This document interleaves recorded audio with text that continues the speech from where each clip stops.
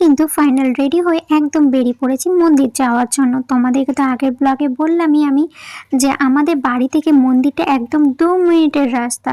আর মন্দিরে যাচ্ছি কেন সেটাও তো তোমাদের সঙ্গে শেয়ার করা হয়নি। তো চলো তোমাদেরকে বলি, মন্দিরে এই কারণেই যাচ্ছি, সেদিনকেই তো ব্লগে আমি শেয়ার করেছিলাম সন্ধ্যা আরতি হচ্ছে, সেদিনকেই কিন্তু আমাকে ওই মন্দিরের দিদা নেমন্তন্ন করেছিল, বলেছিল তুমি এখানে কদিন থাকবে। আমি বললাম এখানে আমি কদিন আছি এখন, তো তুমি কিন্তু শুক্রবারের দিন এখানে এসে প্রসাদ খেয়ে যাবে, সেটাই বলেছিল।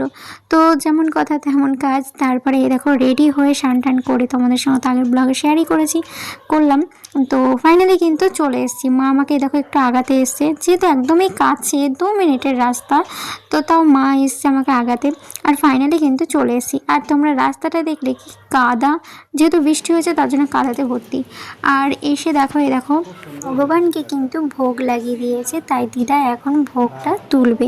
মানে ভোগ অনেকক্ষণ আগে দিয়েছে, বসেছিল বাইরে, পর্দা দেওয়া ছিল। আমি যখন আসি তখন সমস্ত পর্দা দেওয়া ছিল ভোগ যখন দেয়।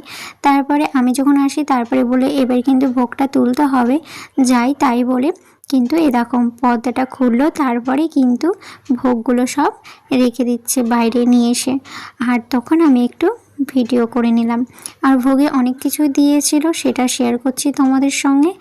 আর এই যে দিদা বলছি, আমি দিদা বলেই ডেকেছি, কিন্তু সবাই গুরুমা বলে ডাকে। আমার মাও কিন্তু গুরুমা বলেই ডাকছিল।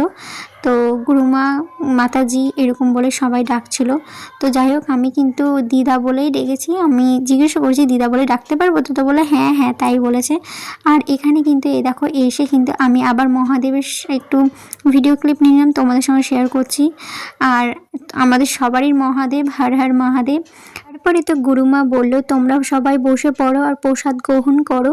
তারপরে এই যে পাতা সব ধুয়ে দিচ্ছিল আঙ্কেলটা, মানে জল দিয়ে দিচ্ছিল, জল দিয়ে তারপরে পাতা ধুয়ে তারপরে বসে পড়লাম। তারপরে একটা আন্টি ছিল, আন্টিটাও আমাদেরকে প্রসাদ দিয়ে দিল। আর এই দেখো প্রসাদ দিচ্ছিল। আর কি কি দিয়েছে প্রসাদে চলো তোমাদের সঙ্গে শেয়ার করি।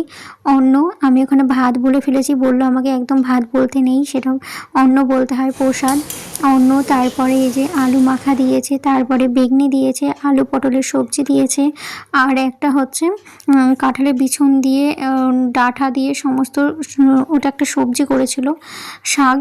তো খুব সুন্দর হয়েছিল রান্না। তারপরে আমাকে কিন্তু গুরুমা বলছিল, মানে দিদা বলছিল যে আমাদের ভোগ কেমন লাগলো তোর খেতে। আমি বললাম খুব সুন্দর হয়েছে। ভোগ সুন্দর লাগবে না তা হয় বলো তো?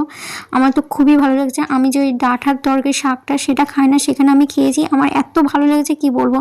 তো খাওয়া দাওয়া করে তারপরে দিদার সঙ্গে একটু গল্প করে তারপরে কিন্তু চলে আসলাম। আর তোমরা দেখতে পেলে মা দাঁড়িয়েছিল আমার জন্য বাইরে, মা দিয়ে তাকাতে গিয়ে আমি পড়েই যাচ্ছিলাম।